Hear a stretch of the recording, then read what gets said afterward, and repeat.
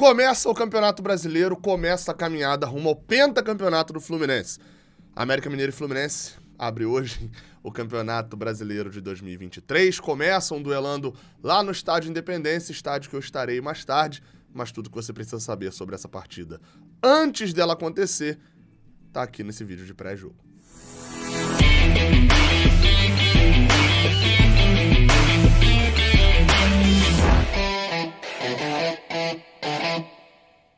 Seja bem-vindo, você guerreira de todo o Brasil, de todo o mundo. Aqui é o canal Raiz Tricolor. Eu sou Gabriel Amaral, eu sou jornalista por formação e sou tricolor de coração. E começa mais uma caminhada por um título brasileiro.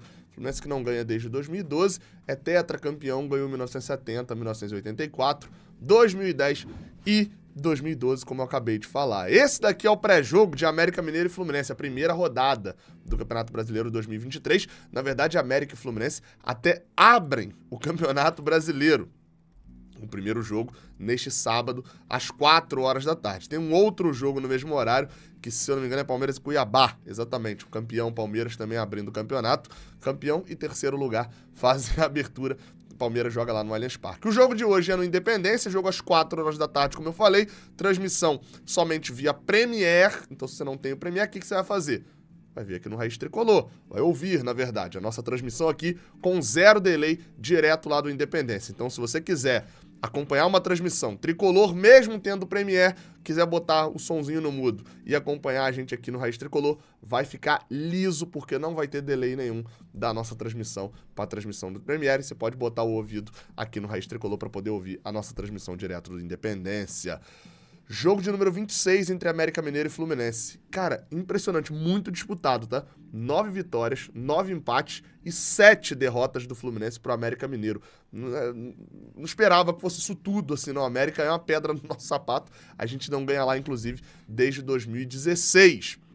E bem, o clima tá bom, né? Acho que é um fato de que o clima ultimamente vem... Bom não, tá ótimo, né? O Fluminense vem de vitória na estreia da Libertadores. Até mesmo a derrota que teve nesse meio do caminho aí foi uma derrota que a gente depois faz uma goleada histórica e vira campeão carioca. Estreia bem na Copa do Brasil, praticamente matando o confronto. Nosso jogo anterior a esses todos era um 7-0, uma goleada também histórica em cima do Volta Redonda. Mas agora é outra competição. Os 3 pontos, é óbvio, eles valem igualzinho contra o América, como vão valer na última rodada do Campeonato Brasileiro. É o mesmo os 3 pontos. Só que o contexto, um abraço aí pro Fio, o contexto é importante. É mais fácil subir do meio do que do baixo. Por que eu tô falando isso? Que começar bem é muito importante no Campeonato Brasileiro. É muito mais fácil você começar, nem que seja no meio da tabela ou poupando o time, como o Diniz vai fazer hoje, poupando alguns jogadores. Você começa ali e tal, você não vai disparar lá na frente, etc.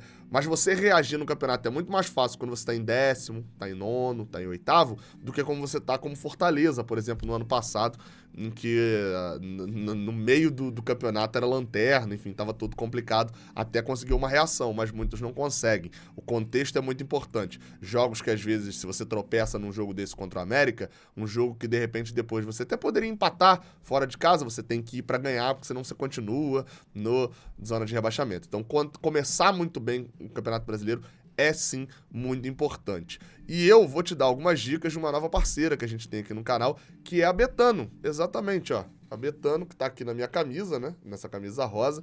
É parceira, entrou em contato, eles queriam fazer um projeto legal pro Campeonato Brasileiro, obviamente também contando com influenciadores e canais dos times que eles patrocinam, né? Eles patrocinam o Fluminense e o Atlético Mineiro. A gente aqui fala de Fluminense e vieram um projeto legal para fazer no Campeonato Brasileiro. A Betano é patrocinadora, você pode usar o link que tá no primeiro comentário fixado aqui embaixo para poder ir lá e fazer o seu cadastro. Eu vou te dar algumas dicas de aposta, porque eu tenho um bônus, obviamente, para você que vai fazer seu cadastro hoje. E que novidade é essa? Que tem um código promocional, Raiz Tricolor, vai estar tudo explicadinho no primeiro comentário, que se você for lá se cadastrar, se não tiver um cadastro ainda Betano, e se cadastrar, usa o código Raiz Tricolor e você ganha R$5 para apostar de graça. Tem 3 dias ali para meter uma aposta com R$5, apostas esportivas, obviamente, e se cadastrar de graça, beleza? Tem uma diquinha para você usar os seus R$5 hoje já, tá? América Mineiro e Fluminense, vocês estão vendo aqui, ó, o Fluminense é favorito, tá? O Fluminense é favorito pro confronto, que o que significa, ó? a vitória do Fluminense, que é o time 2, né, o time visitante, tá pagando só 2,40, enquanto a vitória do América Mineiro tá pagando 3,10. A cada R$1 que você bota na vitória do Fluminense, volta menos do que na vitória do América. Por quê? Porque o Fluminense é favorito pro jogo de hoje.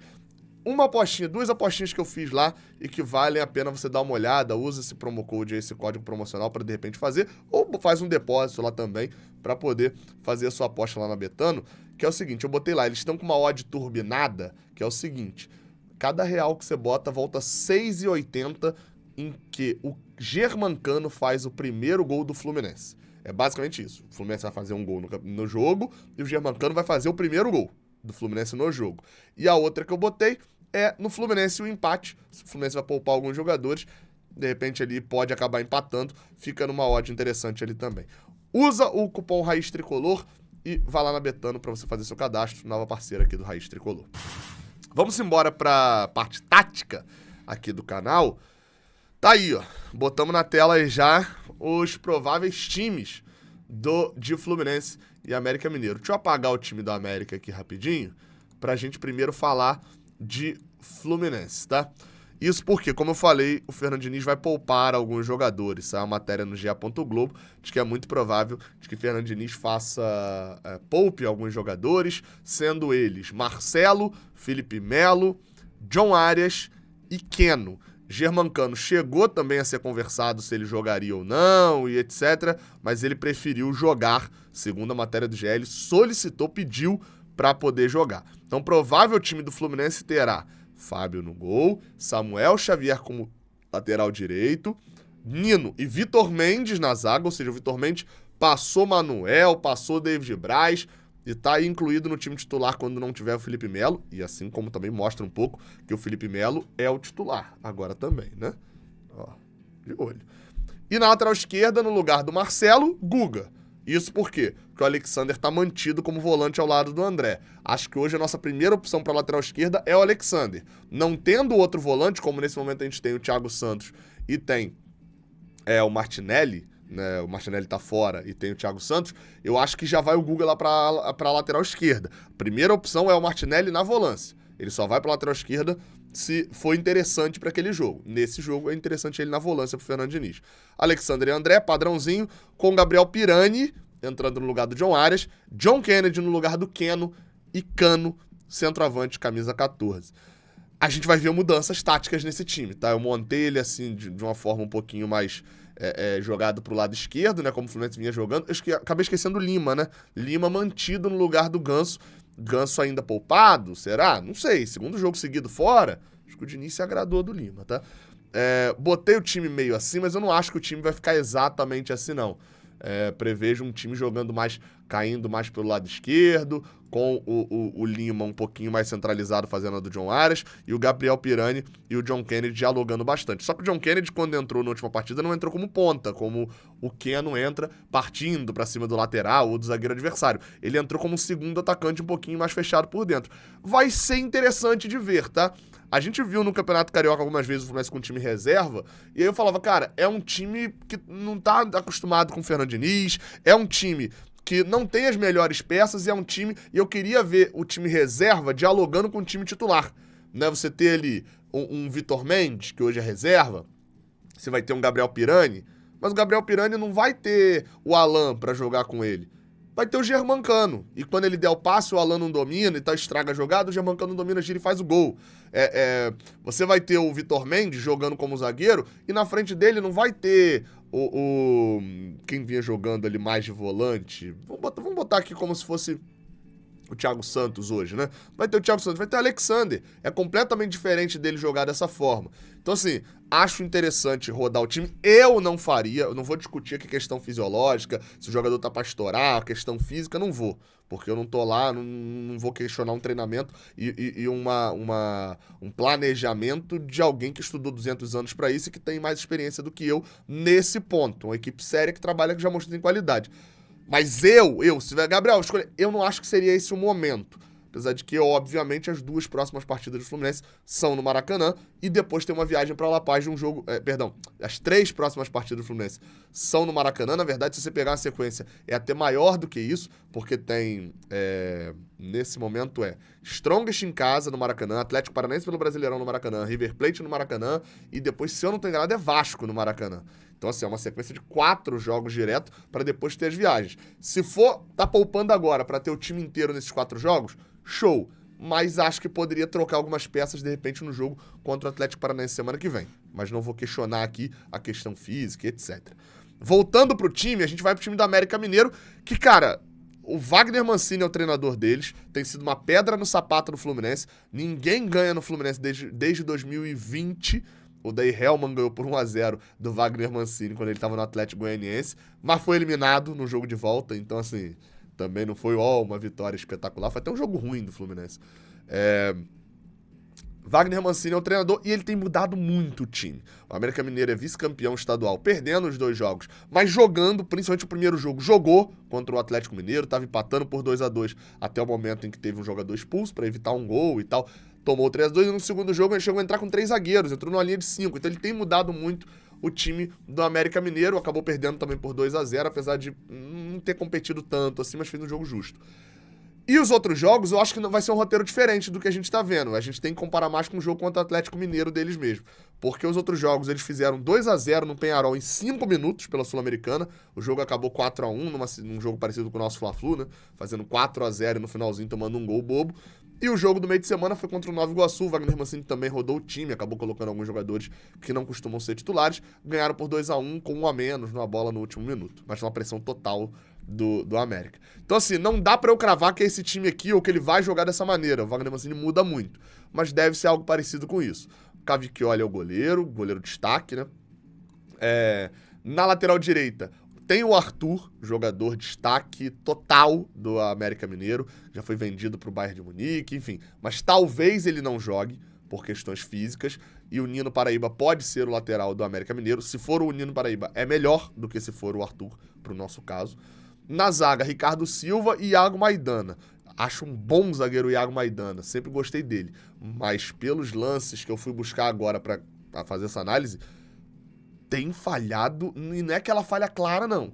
É chegando atrasado, é se perdendo. E para um atacante como o Germancano, que tem a movimentação como uma das suas principais características, esse é um jogo interessante para enfrentar o Iago Maidana. Deixa eu até mudar as cores aqui rapidinho do Fluminense, que pode confundir algumas pessoas, né? Porque tá tudo muito tudo muito escuro.